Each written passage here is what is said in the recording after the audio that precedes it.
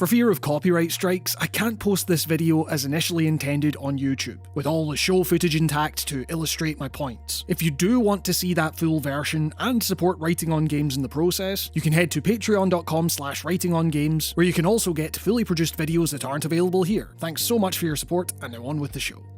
With the second season of HBO's critically acclaimed adaptation of The Last of Us having just released, it's made me realise that I really haven't been able to stop thinking about that first season since it released a couple of years ago. I really wrestled with the idea of wading into these infested waters anew, as people's capacity to get real angry and weird with their opinions on The Last of Us has been well documented. So before we go into this, I want you to clear your mind and breathe as we dive into a show that by its conclusion left me feeling more than a little conflicted. I guess I could say that I had a decent time checking in on The Last of Us every week. It is, for the vast majority of its runtime, a well-made show. Exactly the kind of prestige TV fare you'd expect from the home box office. I just think it misses a lot of what made that game so magic, I suppose, leaving me to wonder, outside of one episode of truly standout television, this is neat, and also, why does this need to exist? It's not just the fact that you're taking away the interactivity from a story that, while mainly cinematic in its delivery, does suffer from the absence of player control.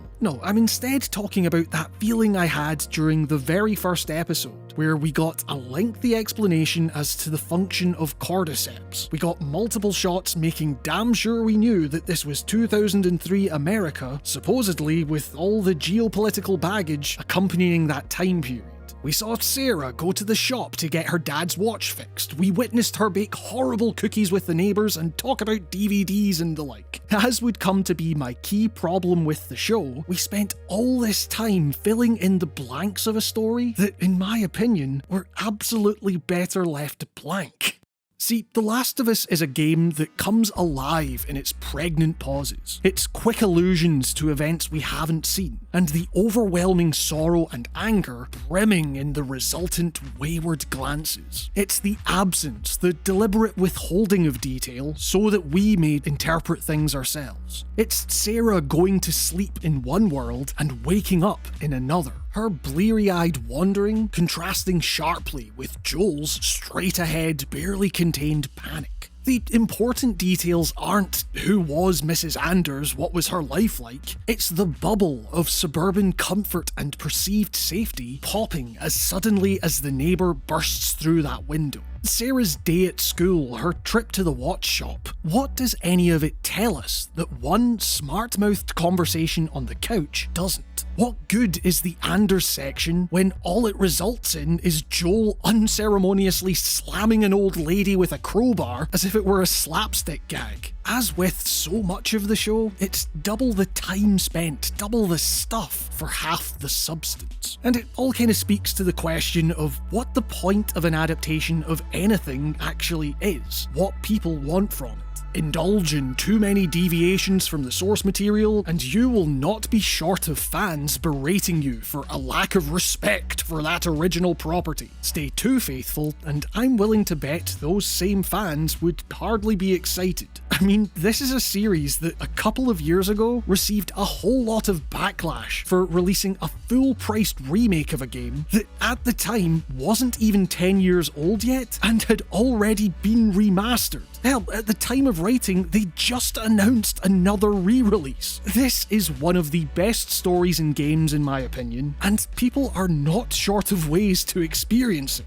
You know, stay faithful enough to be recognisable, but take enough risks to avoid becoming stale isn't exactly the most actionable of guidance for budding showrunners. What problems I have with the show then have less to do with faithfulness. As we'll come to see, some of my favourite moments surface when the series veers completely off course from the game's plot, with a few of my least favourites rigidly adhering to it, inserting lines from the game as a wink and nod to knowing viewers that nonetheless nonetheless feel like they lack a lot of the interactivity and context that made those iconic lines hit the way they did. What I hope to illustrate here then is just how much more effective I think the game's story is, at least in its telling, to the extent that were it to come down to it, I'd still sooner recommend a newcomer watch an abridged YouTube playthrough rather than the show. In my eyes, it just works way better.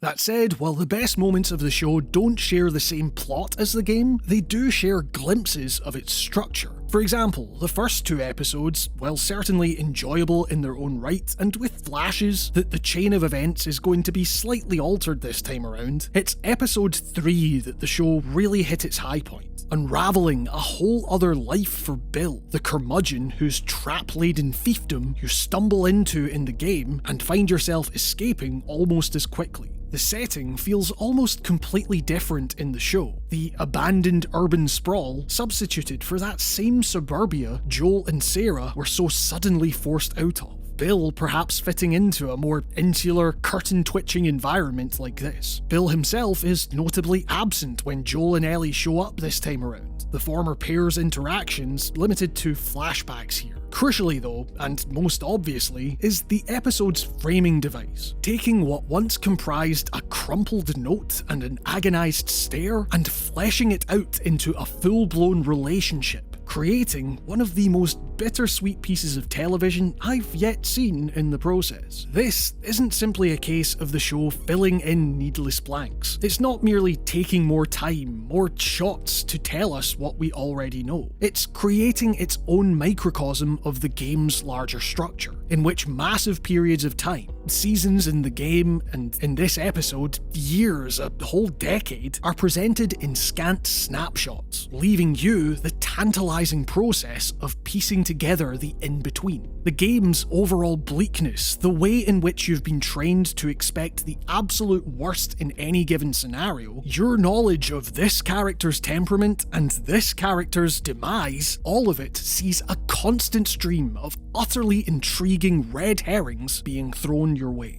You worry about Bill giving over so easily to another person without fully knowing their intentions, only just finding out his name, only for the show to cut to the couple mid-argument 3 years later. A suddenly tense situation, no doubt, but at least you now know that those intentions were pure. Another 3 years pass, and a similarly anxious introduction to Joel leads to strawberries being picked in the garden. The whole time, you'd never quite allow yourself to unclench. You're constantly bracing for the bad thing to happen that will tear this entire scenario apart. When Bill's temperament will become too much for Frank, when the pair will split up, and when one of them will meet their end. But even at its most action-packed and eventful, the episode never stops throwing the curveball that in this endlessly bleak world, despite everything the game told you that you saw and felt with your own eyes and hands, it is indeed possible for things to grow and thrive, for happiness and fulfillment and a sense of normalcy to proliferate, to give people meaning once more. And at its conclusion, you're likely left not only emotionally devastated, but completely thrown for a loop, desperately wondering how the rest of the show will progress when it's willing to take these kinds of destabilizing swings with such beloved source material. In placing its trust in the audience to fill in these new blanks, it's the one segment of the show that makes me feel like the game is now missing something upon returning to it. It's just not the kind of compliment I can really give to any other part of the show, as the following episodes begin to slump back into something far more expected, ultimately leading to a conclusion that bears all the hallmarks of the story it's adapting, but one that feels all the more hollow, given the panache with which it initially seemed to be carving its own path. The eventual chasm in quality between the game's storytelling and the show's being represented most vividly in one of the plot's most pivotal sequences, Winter. When I saw that trailer for the winter episode, I was beyond excited, as well as kind of horrified about what was to come, as Ellie finds herself taken prisoner while tending to Joel, who for the longest time we're not sure is even alive after what happened at the university. Not only that, but her captors turn out to be a cannibalistic cult, led by an unspeakably sinister villain. It's one of the few sections in The Last of Us, in fact, with an out-and-out antagonist. It is an abundantly, deliberately unpleasant section of playtime that both highlights the prolonged agony of its characters and builds to an unbearably tense explosion of anger and hatred, with a heart-wrenching conclusion, representing the point, after all this time, that Joel finally recognises Ellie as his surrogate daughter. It's masterful stuff, and given the show's willingness to mess with expectations, I was on the edge of my seat wondering how they were going to introduce a fear and tension unique to the silver screen. The moment I knew this wasn't going to be the case, however, came in the reveal of cult leader David's true intentions. That moment in the game has stuck with me so vividly, mainly as a result of its structure. When the word winter splashes on our screens, it follows a cutting fade to black as Joel falls off his horse with a thud. He is on death's door following the events at the university. We open an indeterminate amount of time later. The season has changed. Ellie goes from panic about being left on her own to an almost meditative calm as she hunts for food. All the while, we have no idea as to what happened to Joel. Is he alive, dead, or being forced to fend for ourselves as Ellie, so it would make sense that she has to utilise the skills he taught her. The torch has been passed. It is very possible that Joel is no longer in the picture. And when she bumps into the two cult members, we have no idea who they are. They're just people in this post-apocalyptic wilderness, so they're a potential threat. It's only when the stoic veneer slips just briefly and she nervously blurts out that she needs medicine that we know Joel is alive. It is tense. It's all in the details, what we know, and crucially, what we don't.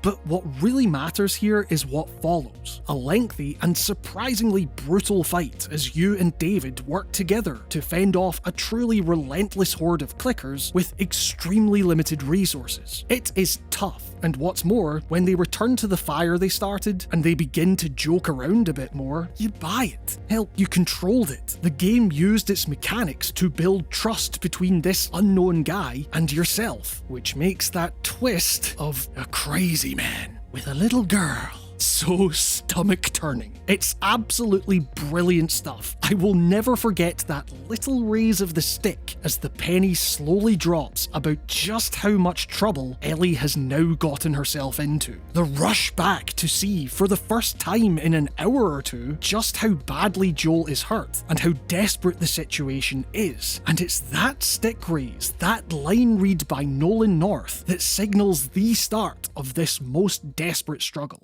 And of course, the show then does away with basically all of this. Forget the obviously absent interactivity. This episode possesses none of the subtlety, none of the room to breathe. It's all so sudden, so obvious. We start off with an explanation of pretty much exactly who David is. He's the leader of a cult, and he's a bad man. The cult is desperate for food, and David has a god complex. When Ellie's out hunting, we already know from the last episode that Joel isn't in a good way, but he's alive. By the time that Ellie and the cult do bump into each other then, we already possess all of the knowledge that the game made a point of carefully meting out for the sake of tension. There's no room for interpretation whatsoever, a fact made all the more baffling when, just a couple of minutes after that, David still drops the little girl line. No action, no building of trust outside of the initial meeting where he's just trying not to get shot. Just,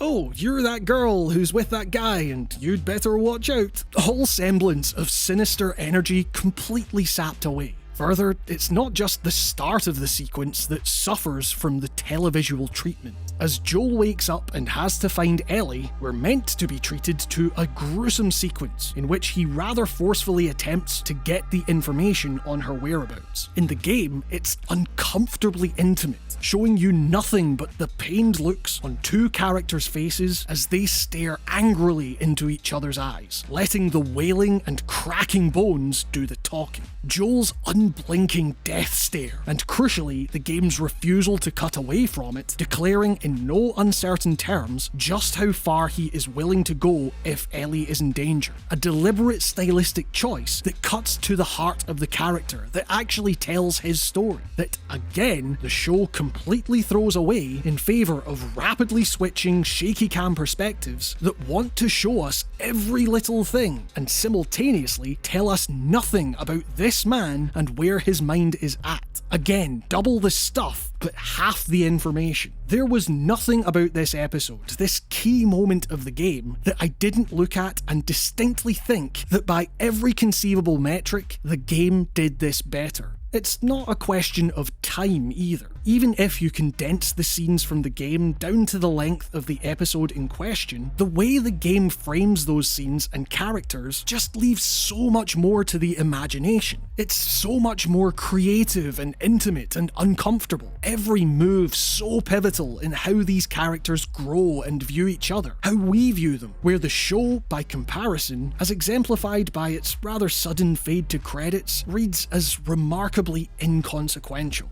And it all culminates in a final episode that manages to perfectly encapsulate all these problems. An opening sequence rushing to tell us all the information on Ellie's mum in a way that leaves the whole thing feeling supremely daft, especially given that it's all conveyed in one pained look from Marlene in the hospital anyway. The stairwell scene in the hospital suffering from the exact show every detail framing that rendered the previous episode's torture scene so nothingy, so muted, all topped off with a conclusion that had me waiting to hear the word okay, like they did at the end of 2013's game, so that as the credits rolled, I could tick it off the list as a big game moment that was probably required for the showrunners to hit. An ending whose implications and overall execution I've continued to turn over in my head since the game originally released, and here it felt like a box-ticking exercise. A potentially impossible problem for the show to solve, to be sure, returning to that aforementioned issue of how faithful is too faithful, but one whose workaround still left me feeling pretty empty. Curious, I suppose, to see how the rather contentious but distinctly more episodic, dare I say, soap opera-esque story of Part 2 might actually benefit from the kind of approach seen in this series so far. But that's just it. I was focused purely on the technical, the release structure. I wasn't in the moment. I wasn't excited for what I was seeing.